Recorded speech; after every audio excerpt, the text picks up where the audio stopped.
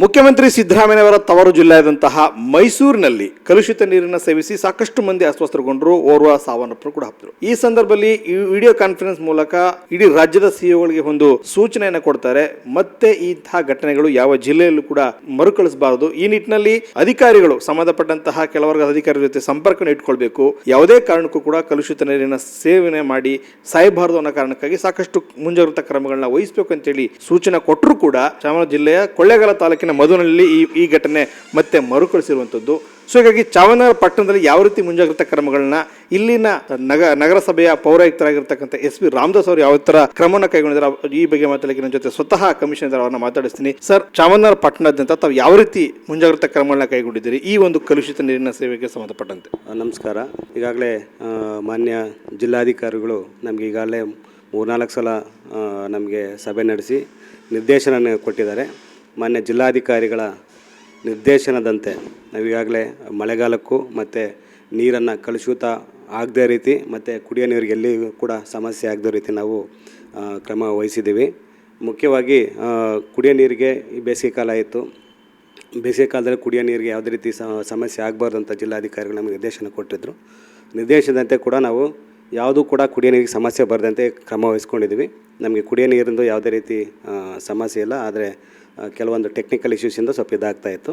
ಅದನ್ನೆಲ್ಲ ನಾವು ಸಾಲ್ವ್ ಮಾಡ್ಕೊಂಡಿದ್ವಿ.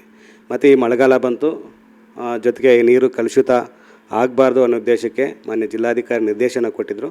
ಅದರಂತೆ ನಾವೀಗಾಗಲೇ ಎಲ್ಲಿ ಡ್ರೈನ್ಗಳಲ್ಲಿ ಪೈಪ್ಗಳು ಎಲ್ಲರೂ ಮಿಕ್ಸ್ ಆಗಿರುತ್ತೆ ಅಥವಾ ಪೈಪ್ಗಳು ಡ್ರೈನ್ಗಳಲ್ಲಿ ಪೈಪ್ ಹೋಗಿರ್ತವೆ, ಆ ಥರದನ್ನೆಲ್ಲ ಐಡೆಂಟಿಫೈ ಮಾಡಿಬಿಟ್ಟು ನಾವೆಲ್ಲನೂ ಅವನ್ನ ಮೇಲ್ಗಡೆಗೆ ಶೂಟ್ ಮಾಡಿಬಿಟ್ಟು ಅವನ್ನ ಸೂಕ್ತವಾಗಿ ಸರಿಯಾಗಿ ನೀರು ಹೋಗೋ ರೀತಿ ನಾವು ಆಲ್ರೆಡಿ ಮುಂಚೆನೇ ಮಾಡಿದ್ವಿ.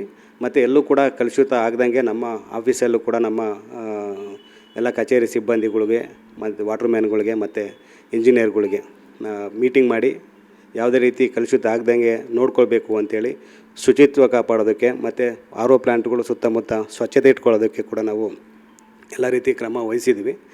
ಜೊತೆಗೆ ನಮ್ಮದು ಫಿಲ್ಟ್ರ್ ಬೆಡ್ಡು ಮಂಗಳದಲ್ಲಿ ಫಿಲ್ಟ್ರ್ ಬೆಡ್ ಇದೆ. ನಮಗೆ ಕುಡಿಯೋ ನೀರು ಕಾವೇರಿ ನೀರು ಪಂಪ್ ಆಗೋದು ಟಿ ನರಸೀಪುರದಿಂದ ನಮಗೆ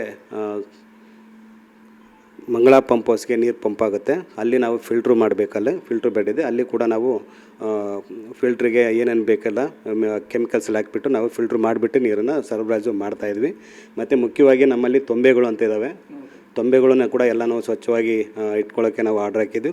ಅದಕ್ಕಂತೆ ನಾವೆಲ್ಲ ರೆಗ್ಯುಲರಾಗಿ ನಾವು ತೊಂಬೆಗಳನ್ನು ಕೂಡ ಕ್ಲೀನ್ ಮಾಡಿಸ್ತಾಯಿದ್ವಿ. ನೀರು ಎಲ್ಲೂ ಕೂಡ ಕಲುಷಿತ ಆಗದಂಗೆ ನಾವು ಕ್ರಮ ವಹಿಸಿ ಮುಂಜಾಗ್ರತೆಯಿಂದ ಏನು ಸಮಸ್ಯೆ ಬರದ ರೀತಿ ನಾವು ಒಂದು ಸಹಾಯವಾಣಿ ಕೂಡ ನಂಬರನ್ನು ಜಿಲ್ಲಾಧಿಕಾರಿ ನಿರ್ದೇಶನ ಮೇರೆಗೆ ನಾವು ಒಂದು ಸಹಾಯವಾಣಿನ ಓಪನ್ ಮಾಡಿದ್ವಿ. ಯಾರಿಗಾದ್ರೂ ಕುಡಿಯೋ ನೀರಿನ ಸಮಸ್ಯೆ ಅಥವಾ ನೀರು ಕಲುಷಿತ ಏನಾದ್ರು ಅವ್ರಿಗೆ ಏನು ಕಂಡು ಬಂದಲ್ಲಿ ಕೂಡಲೇ ಇದಕ್ಕೆ ಒಂದು ಕರೆ ಮಾಡಿ ಅಂತ ಹೇಳಿದ್ವಿ. ಯಾವುದಾದ್ರು ಕಾಲ್ ಬಂದ ತಕ್ಷಣ ಇಮಿಡಿಯೇಟಾಗಿ ನಾವು ಅದಕ್ಕೆ ಅಟೆಂಡ್ ಮಾಡಿ ಕುಡಿಯೋ ನೀರಿಂದು ಅಥವಾ ಕಲುಷಿತದ ಅವ್ರದ್ದೇನು ಇದುವರೆಗೂ ಕೂಡ ಯಾವುದೂ ಕೂಡ ಸಮಸ್ಯೆ ಆಗಿಲ್ಲ. ಸೊ ಅದು ಆಗದಿರೋ ರೀತಿ ನಾವು ಮುನ್ನೆಚ್ಚರಿಕೆ ಕ್ರಮವನ್ನು ನಾವು ತೊಗೊಳ್ತಾ ಇದ್ವಿ. ಸ್ಪಾಟ್ ವಿಸಿಟ್ ಏನಾದರೂ ಮಾಡಿದರೆ ಈ ಪೈಪ್ಲೈನ್ಸ್ಗಳು ತೊಂಬೆಗಳು ಅಂತ ಹೇಳಿದ್ರಲ್ಲ, ಈಗೆಲ್ಲ ಸ್ಪಾಟ್ ವಿಸಿಟ್ ಮಾಡಿ ತಾವೇ ಖುದ್ದು ಅಧಿಕಾರಿಗಳಿಗೆ ಸೂಚನೆ ಕೊಟ್ಟಿದ್ದ ಯಾವ ಥರ ಅಂತ? ನಾನೇ ಖುದ್ದು ಸ್ಥಳ ವೀಕ್ಷಣೆ ಮಾಡಿ ಪರಿಶೀಲನೆ ಮಾಡಿ ಅಧಿಕಾರಿಗಳಿಗೆ ನಿರ್ದೇಶನ ಕೊಟ್ಟು ಯಾವುದೇ ರೀತಿ ಸಮಸ್ಯೆ ಆಗದೇ ರೀತಿ ನೋಡ್ಕೊಳ್ಳಿ ಅಂತ ಹೇಳ್ಬಿಟ್ಟು ನಾವು ಅವ್ರಿಗೆ ನಿರ್ದೇಶನ ಕೊಟ್ಟಿದ್ದೀವಿ. ಅಂದರೆ ಇದೊಂಥರ ಸೀರಿಯಸ್ ಮ್ಯಾಟ್ರನ್ನ ಕಾರಣಕ್ಕಾಗಿ ತಾವು ಅಧಿಕಾರಿಗಳಿಗೆ ಕ್ಲಾಸ್ ಏನಾದರೂ ಹೇಳಿರೋದು ಅಂತ?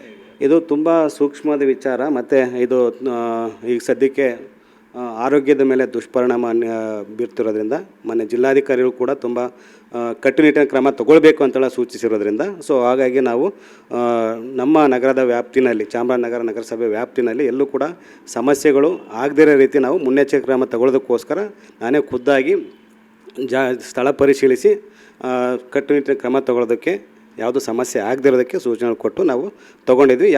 ಇದುವರೆಗೂ ಯಾವುದೂ ಕೂಡ ಸಮಸ್ಯೆ ಆಗಿಲ್ಲ. ಒಂದು ಕಡೆ ಕಲುಷಿತ ನೀರು ಸೇವನೆ ಘಟನೆಗಳು ಮರುಕಳಿಸ್ತಾ ಇದ್ದಾರೆ, ಮತ್ತೊಂದು ಕಡೆ ಚಾಮರಾಜನಗರ ಜಿಲ್ಲೆ ಅತಿ ಹೆಚ್ಚು ಮುಂಗಾರು ಪ್ರವೇಶ ಈಗಾಗಲೇ ಮಾಡಿದೆ. ಮುಂಗಾರು ಮಳೆ ಚಾಮರಾಜನಗರ ಸಾಕಷ್ಟು ಬಿದ್ದಿದೆ, ವಿಪರೀತ ಮಳೆ ಆಗಿದೆ. ಸೊ ಇಲ್ಲಿ ನೀರು ನಿಂತ್ಕೊಳ್ದೇ ಇರೋದಕ್ಕೆ ಒಂದು ರಾಜಕಾಲುವೆಗಳದ್ದು ಅಥವಾ ಯಾವುದೇ ರೀತಿ ಪ್ರಿಕಾಷನ್ಸ್ ಯಾವ್ದಾದ್ರು ತಗೊಂಡಿದ್ದೀರಿ?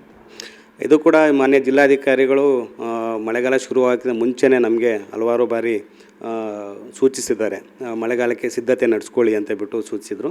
ಅವರ ಸೂಚನೆಯಂತೆ ನಾವು ಈಗಾಗಲೇ ನಮ್ಮಲ್ಲಿ ಏನು ರಾಜಕಾಲುವೆಗಳಿದ್ದಾವೆ ಚಾಮರಾಜನಗರ ನಗರಸಭೆ ವ್ಯಾಪ್ತಿಯಲ್ಲಿ ರಾಜಕಾಲುವೆನ ಎಲ್ಲನೂ ಕೂಡ ಈಗಾಗಲೇ ನಾವೆಲ್ಲ ಹೂಳೆತ್ತಿದ್ದೀವಿ. ಮತ್ತು ನಗರದ ವ್ಯಾಪ್ತಿನಲ್ಲಿರ್ತಕ್ಕಂಥ ಡ್ರೈನ್ಗಳು ಚರಂಡಿಗಳು ಕೂಡ ಎಲ್ಲ ಹೂಳೆತ್ತಿದ್ವಿ. ನೆಕ್ಸ್ಟು ನಾವೊಂದು ಟೀಮು ಕೂಡ ಮಾಡಿದ್ವಿ, ಎಮರ್ಜೆನ್ಸಿ ಟೀಮ್ ಅಂತೇಳಿ.